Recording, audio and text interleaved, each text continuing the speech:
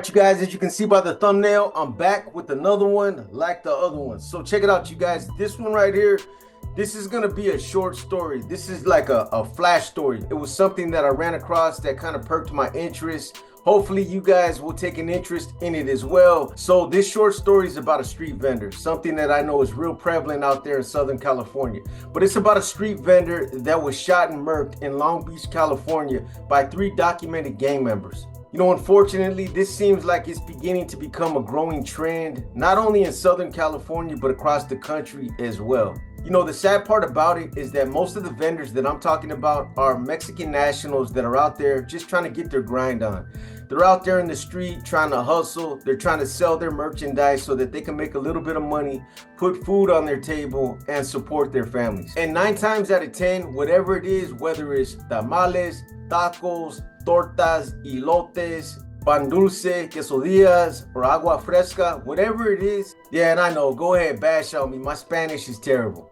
You know, but my point is that most of the time it's these guys' wives, their girlfriends, or other female family members that are spending hours in the kitchen slaving away making this stuff. It's tiresome, time-consuming work. Trust me. Have you ever made 50 to 100 tamales in one batch? It's a lot of work. And unless you've ever done it, you can't really appreciate the time and effort that goes into it unless you've done it before. You know, for those of you that live in Southern California, street vendors, taco trucks, and other Mexican-owned family businesses are probably more prevalent out there than in most places. You know, some of you might remember in some of my past stories that I talked about a brief period of time when I lived in Salinas, and there's an area in Salinas called Chinatown, or all up and down East Market Street, that in a lot of ways are similar to East LA. And I mean that in regards to street vendors, taco trucks, and other food stands that are usually ran by Mexican nationals. They were everywhere out there. And believe it or not, some of these vendors had some of the best food around. A lot of them were better than most of the restaurants out there. But here's the thing, unfortunately, these types of street vendors are often targeted not only by gang members, but by other criminals within the criminal element as well. And most of the time, it's just random by people who are just trying to hit a quick lick. You know, and I'll keep it real. This is something that I've also been guilty of in the past myself, robbing street vendors. Growing up in the city in San Francisco, I didn't see that many street vendors out there. Not as many as you would see in places like Salinas, the Central Valley, or Southern California. But occasionally we would see them out there. And when we did, they became easy targets. And when I say easy targets, let me try to put this in context for you guys. Most people in the criminal element assume or believe that Mexican nationals are undocumented immigrants, that they're living in the States illegally, and that they're always living under the constant threat of being deported, especially if they come into contact with law enforcement. That's why they're looked at as being easy targets, because most people think that if they're jacked, if you rob them, if you take their shit, that they're not going to report you out of fear of being deported. The other thing that's commonly known or assumed is that these guys carry large amounts of cash, that most of the transactions that they do are done with cash, because at least in my experience, it's a personal preference. Now, before I get into the specifics of this story, let me touch on one other issue that I think is relevant to this story. It kind of goes hand in hand, and it's something that's currently going on right now. So I didn't put out any content or run any stories on the unfortunate demise of Lennox rap artist Sucker Free 104. I still might, but as of yet, I haven't touched it. At any rate, one detail in relation to that story that I caught is that Sucker Free 104 apparently had an extremely racist and controversial song out, something that I didn't know nothing about. And supposedly, according to him, this song was motivated by an escalation of street vendor robberies that were perpetrated by some of the black gangs in Southern California. Now, I'm not going to touch too much on this because obviously this is a highly sensitive topic for both blacks and Mexicans in Southern California. And I respect both sides of the equation. But I just want to say this. Because of some of the history and conflicts that have taken place out there in Southern California between black and Mexican gangs, there's a lot of animosity and resentment that still exists out there to this day on both sides. You know, out here in Northern California, it's definitely a lot different between blacks and Mexicans That level of animosity doesn't exist out here. And there's a lot of things that factor into this. Prison politics, street beefs, some of the history out there in Southern California between some of the street gangs, territorial disputes, etc., etc. You know, don't get me wrong, there's been conflicts between blacks and Mexicans out here in Northern California. That happens everywhere. But it just doesn't rise to the level that it does out there in Southern California. You know, and a big part of it is that it's just not motivated by the same politics. And I'm talking about prison and street politics. And trust me, it makes a big difference. You know, I myself, growing up in San Francisco, I grew up with a lot of blacks. I had a lot of black friends, and at one point, I even went to an all-black school, Visitation Valley. But again, the atmosphere and the relations between blacks and Mexicans has always been different in Northern California. You know, the last thing I'm going to say about this is this.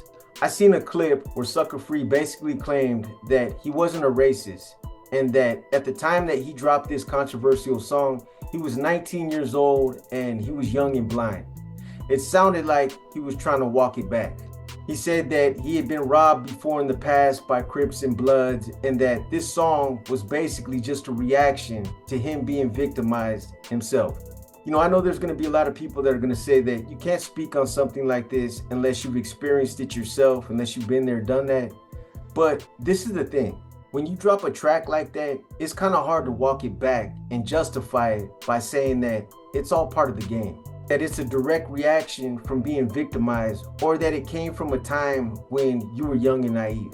You know, hate's an ugly thing. And unfortunately, when you put a face on it, it's hard to walk it back.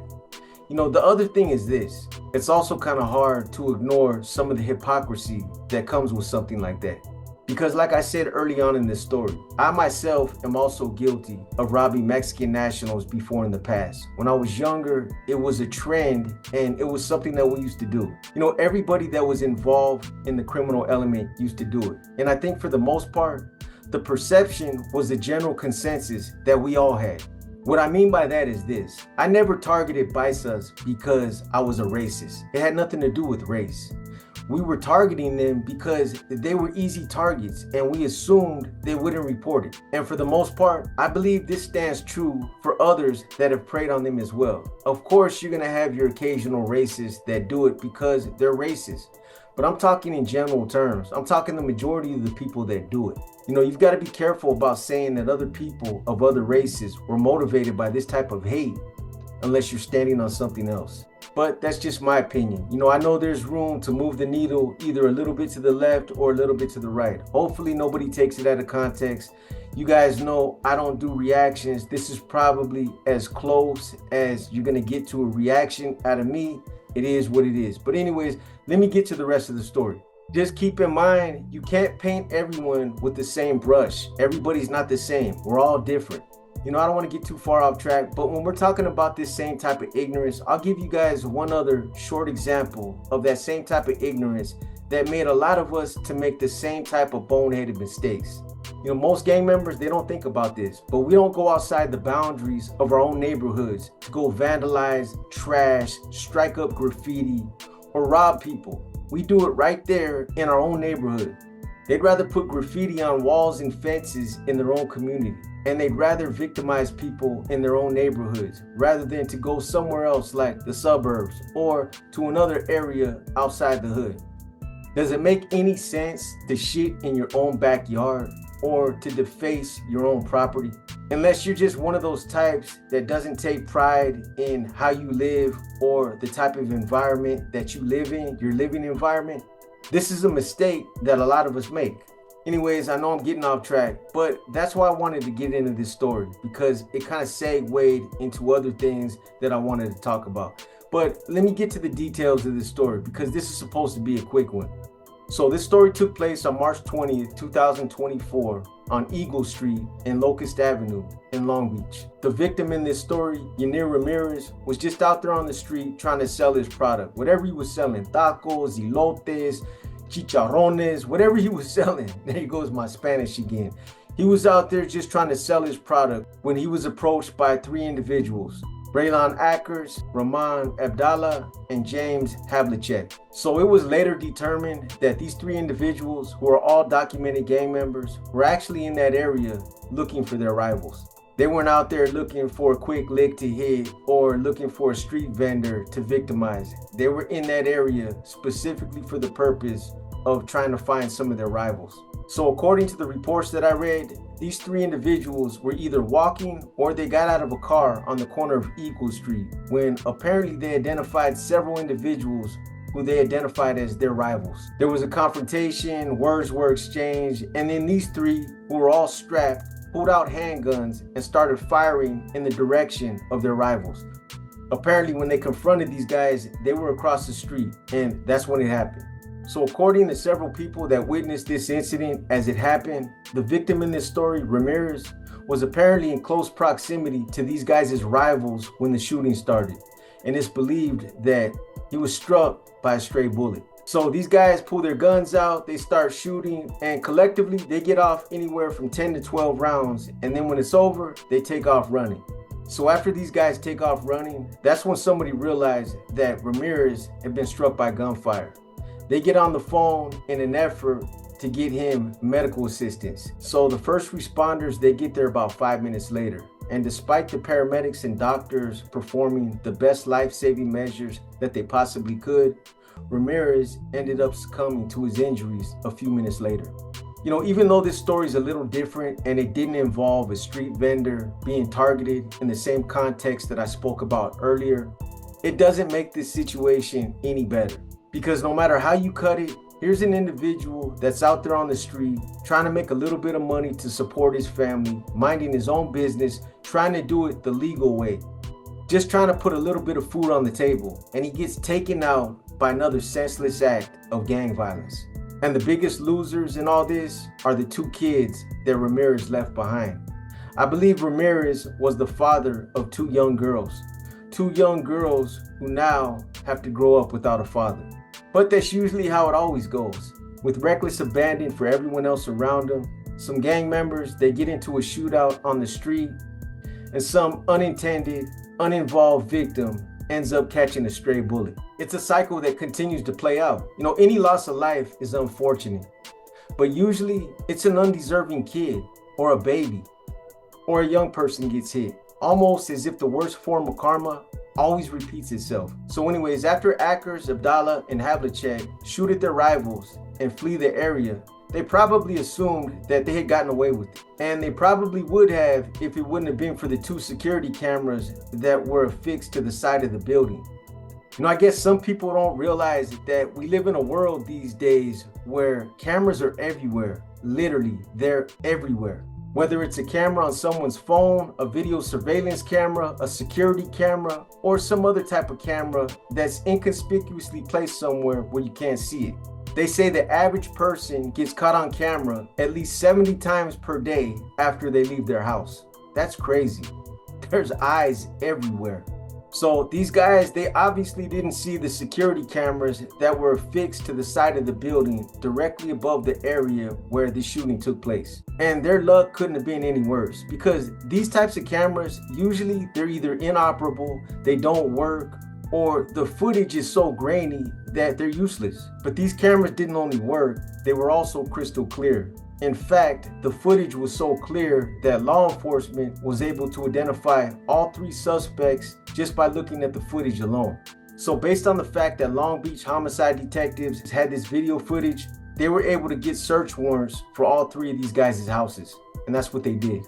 On July 18, 2024, following a 4-month investigation and after gathering more evidence about where the guns might have been moved to, several agencies, along with detectives from the Long Beach Homicide Unit, executed 6 search warrants in conjunction with this case. Meanwhile, Raylon Akers, Rahman Abdallah, and James Havlicek are all in custody on charges stemming from the shooting death of Yanir Ramirez. You know, in closing this up, condolences to the Ramirez family for the unfortunate loss that they've all had to endure. You know, this is a sad story all the way around, but like I said earlier, the real victims in this story are the 2 little girls that now have to grow up without a father. You know, like I said earlier, I know this was a short story, but I thought it was interesting based on some of the other dialogue that it opened up. Besides that, I at least wanted to get something out to you guys. You know, there's another story that I'm gonna run right now as soon as I'm done with this one. So just bear with me. Anyways, with that being said, I hope you guys have enjoyed this episode of Paradigm Profiles. If you guys like this episode, give it a thumbs up. If you didn't like this episode, give it a thumbs down. But either way, drop a comment and let me know what you think. As always, I just want to thank those of you who continue to show your unwavering support and for continuing to tap into this channel. With that said, you guys enjoy your day and keep pushing that positivity. Until the next one, this is your boy B, and I'm gone.